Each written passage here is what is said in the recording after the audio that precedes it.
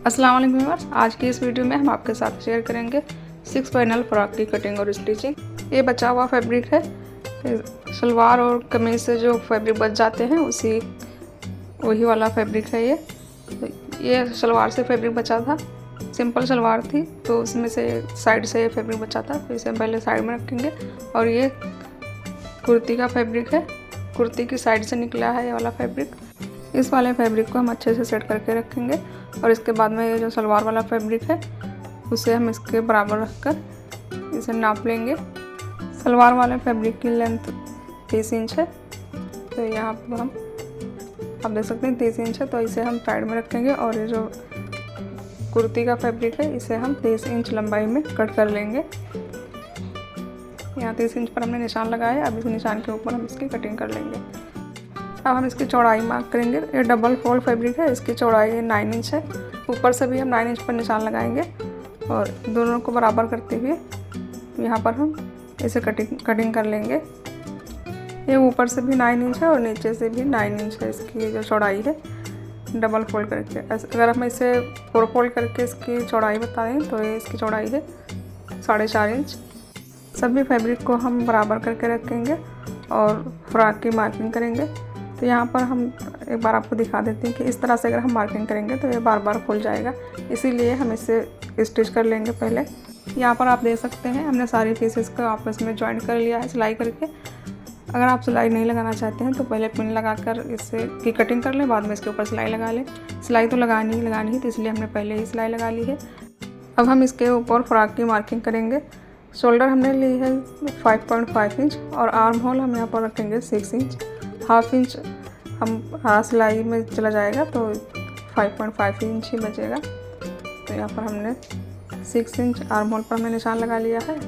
अब हम यहाँ से 10 इंच पर निशान लगाएंगे और इसी निशान के ऊपर हम यहाँ चेस्ट का निशान लगाएंगे। चेस्ट का निशान हम 7.5 इंच पर लगाएंगे और यहाँ से हम इंची टेप को इस तरह रखेंगे और ए लाइन की शेप दे देंगे। अब हम मार्किंग के मुताबिक इसकी कटिंग कर लेंगे। यहाँ हमने आर्म होल की शेप नहीं दी थी तो हमने दे दी है और जो हमने निशान लगाया है उसी के ऊपर हम इसे कट कर लेंगे। यहाँ 2.5 इंच पर हम एक निशान और लगाएंगे और इसकी गोलाई दे देंगे। इसके बाद हम नेक की मार्किंग करेंगे। नेक की चौड़ाई ने रखी है 2 इंच, तो यहाँ 2 इंच पर निशान लगाएंगे और उसके बाद में इसकी जो लंबाई है बैक साइड की वो 3 इंच रखी है और फ्रंट की लंबाई हमने 3.5 इंच रखी है। निशान के मुताबिक हम इसकी कटिंग कर लेंगे। तो हमने राउंड शेप में निशान लगाया है और उसी के मुताबिक हम इसकी कटिंग करेंगे। बैक पार्ट को हमने अलग कर लिया है। अब यहाँ पर फ्रंट पार्ट की नेक की कटिंग करेंगे जो हमने हाफ इंच ज़्यादा रखी थी बैक पार्ट से। यहाँ पर इसकी कटिंग भी हो गई है और सेंटर में हमने निशान लगा लिया है। अब इसे हम खोल कर दिखाते हैं। तो यहाँ पर आप देख सकते हैं ये तैयार होने के बाद इसकी जो फ्रॉक की लुक है वो कुछ इस तरह से आएगी। अच्छा, ये राउंड नेक है तो इसे हम थोड़ा सा डिज़ाइन करेंगे नेक को। तो इसके लिए हमने ये वाली फैब्रिक ली है। एक कढ़ाई वाला फैब्रिक इसी सूट से बचा हुआ है जिससे हमने फ्रॉक की कटिंग की है। साइड से हम एक्स्ट्रा फैब्रिक को कट कर लेंगे। इसे हम नेक के ऊपर रख कर दिखाते हैं। यहाँ इस तरह से हम इसे सेंटर में रखेंगे और इसके ऊपर लेस लगाकर इसे तैयार करेंगे इस वाली लेस से। अब हम स्लीव्स की कटिंग करेंगे। स्लीव्स के फैब्रिक को हमने 4 फोल्ड करके रखा है और यहाँ लंबाई में हम 6 इंच पर निशान लगाएंगे। इसकी जो चौड़ाई है 4 फोल्ड करके वो 8 इंच है। हम इसकी मार्किंग करेंगे और इसी मार्किंग के मुताबिक इसे स्लीव्स की कटिंग कर लेंगे। फ्रॉक की कटिंग कंप्लीट हो चुकी है। अब हम इसकी स्टिचिंग दिखाते हैं। तो उसके लिए हम चलते हैं मशीन की तरफ और इसकी स्टिचिंग दिखाते हैं आपको। सबसे पहले हम नेक तैयार करेंगे, तो उसके लिए हमने नेक वाला जो पीस कट किया है उसे लिया है। इसकी जो टोटल लंबाई है वो 13 इंच है, लेकिन 13 इंच से हमें कम चाहिए। तो यहाँ पर हम ऊपर वाली कढ़ाई को कट कर लेंगे। उसके बाद में हम इसे मार्क करके दिखाते हैं। तो इसकी जो लंबाई है, अब इसकी जो लंबाई है वो 11 इंच है और इसकी जो चौड़ाई है वो 3 इंच है। ये वाली लेस हम इस पट्टी के साथ अटैच करेंगे। पट्टी की सीधी साइड है और लेस की सीधी साइड हमने आमने सामने रखी है और इसके ऊपर हम सिलाई लगाएंगे। लेस लगाते वक्त आप इस बात का ध्यान रखें कि लेस को ना खींचें, ना फैब्रिक को खींचें और ना ही लेस को, दोनों को बराबर रखते हुए इसके ऊपर सिलाई लगाएं। अब हम लेस का रुख इस तरफ करेंगे तो उसके लिए यहाँ पर छोटा सा कट लगाएंगे। यहाँ तक हम सीधी सिलाई करेंगे। उसके बाद में जो हमने कट लगाया है यहाँ से नीडल को अंदर की तरफ रखेंगे और सिलाई का रुख चेंज करेंगे। यहाँ पर आप देख सकते हैं। अभी हम दूसरी तरफ करके भी दिखाएंगे आपको। यहाँ पर हमने कट लगाया, अब लेस को इस साइड पर मोड़ दिया, यहाँ तक हमने सीधी सिलाई की और इसके बाद में अब इसे हम इस वाली साइड पर मोड़कर इसके ऊपर सिलाई लगाएंगे। इसी तरह से सीधी सिलाई लगाते हुए इसे हम कंप्लीट कर लेंगे।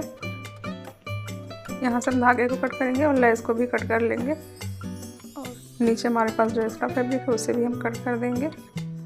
अब ये नेक की पट्टी तैयार हो गई है। आप चाहें तो इसे इसी तरह से रख सकते हैं, लेकिन यहाँ पर हम दोनों तरफ छोटे छोटे कट लगाकर इसे नीचे वाले हिस्से को अलग करेंगे लेस वाले हिस्से को। अब यहाँ पर जो नज़र आ रहा है उसे भी हम अलग कर देंगे, जिससे नेक की फिनिशिंग और बढ़ जाएगी। यहाँ पर आप देख सकते हैं। अब हम इसके सेंटर में निशान लगाएंगे नीचे की साइड में और ऊपर की साइड निशान लगाकर यहाँ पर कट लगा लेंगे छोटा सा। सेंटर में हमने कट लगा लिया है। अब इसे हम कुर्ती के ऊपर रखेंगे और इसके ऊपर सिलाई लगाएंगे। कुर्ती को भी हमने सेंटर से फोल्ड करके और अच्छे से प्रेस कर लिया है।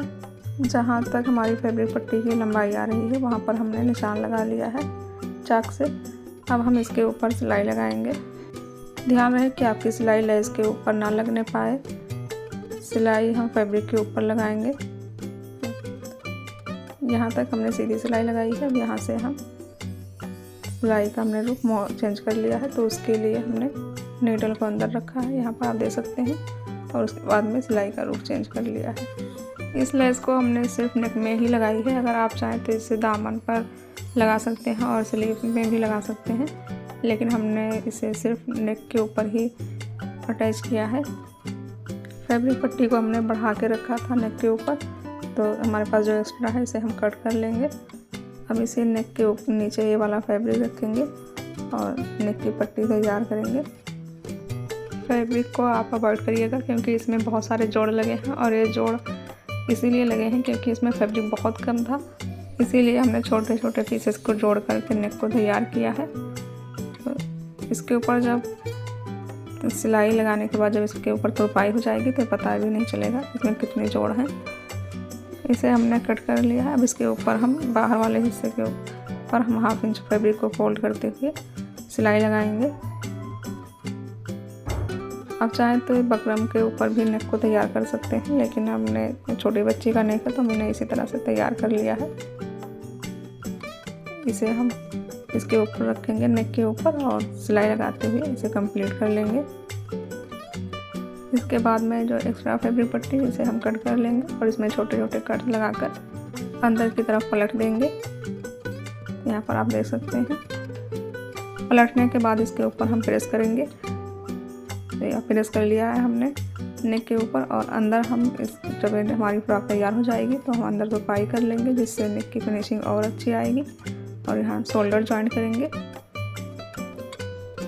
शोल्डर को हमने ज्वाइंट कर लिया है। अब हम इसमें स्लीव ज्वाइन करेंगे। स्लीव ज्वाइन करने के बाद हम साइड में सिलाई लगाकर और नीचे चाक को हम फोल्ड करके उसके बाद में आपको फाइनल लुक दिखाते हैं फ्रॉक की। तो यहाँ पर हमने फ्रॉक को तैयार कर लिया है और ये इसकी फाइनल लुक। स्लीव को हमने सिंपल रखा है और नीचे हमने चाक को फोल्ड कर लिया है, और यहाँ पर ये इसका घेरा है, बहुत ज़्यादा घेरा है। ये इसकी बैक साइड है। आज की हमारी ये वीडियो आपको कैसी लगी है हमें कमेंट करके ज़रूर बताइएगा। वीडियो अच्छी लगी है तो वीडियो को लाइक करिएगा, चैनल को सब्सक्राइब करिएगा। मिलते हैं हम नेक्स्ट वीडियो में, तब तक के लिए अल्लाह हाफिज़।